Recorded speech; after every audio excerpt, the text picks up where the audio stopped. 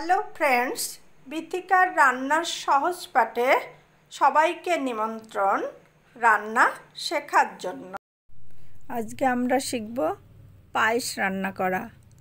এই পায়েস রান্না করতে আমি নিয়েছি, দেখুন গোবিন্দভোগ চাল নিয়েছি, ধুয়ে নিয়েছি আমি এটা, আর জল ঝরিয়ে নিয়েছি হচ্ছে তাল মিশ্রি। আমি যে মিষ্টিটা দেবো আর কি, মিশ্রি দেবো আর কি। আর এদিকে দুধ নিয়েছি 500 মতো, আর কিশমিশ নিয়েছি। এই দিয়ে তৈরি হবে পায়েস।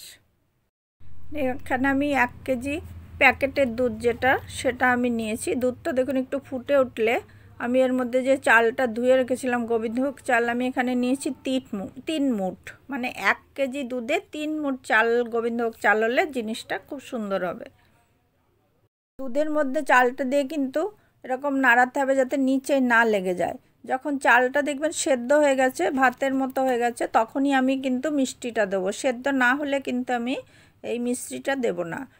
সেদ্ধ যখন হবে তখনই মিষ্টিটা দিলে তবেই কিন্তু জিনিসটা ভালো হবে। এবং দেখেন দুধের ঘনত্বটাও খুব সুন্দর হয়েছে। এরকমভাবে মিষ্টি দেওয়ার পরেও কিন্তু নাড়তে হবে। এখন এরকমভাবে এখন নলেন গুড় পাওয়া যাচ্ছে শীতের সময়, তাই এর মধ্যে আমি একটুখানি নলেন গুড় দিয়ে দিলাম, যার গন্ধটা খুব সুন্দর হবে।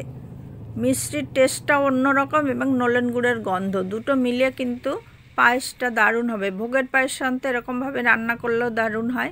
তাই এর লাস্টে আমি দেবো কিশমিশ। কিশমিশটা একদম সবার লাস্টে দিতে হবে, যাতে ওর মধ্যে জল না ভরে ওর মিষ্টিটা চলে যায়। মানে ওর যদি অনেক আগে দেওয়া হয় তাহলে ওর মধ্যে যে মিষ্টিটা থাকে সেটা নষ্ট হয়ে যায়, সেই জন্য ঠিক নামানোর আগে দিতে হবে।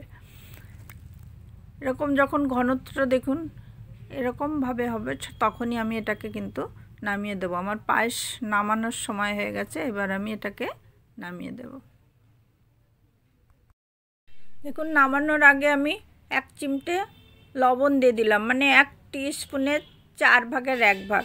মিষ্টির সঙ্গে একটু লবণ দিলেই তবে ভালো হয়।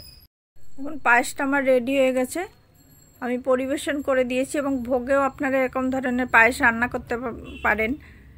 তা এই মিশ্রির যে পায়েসটা তার টেস্টটা তো একদম সম্পূর্ণ আলাদা হবে, আর নলেন গুড়ের গন্ধে দারুণ খেতে হবে। এরকম নতুন নতুন সহজ সরল রান্না নিয়ে আবার আসবো আমি আপনাদের সামনে। Thank you.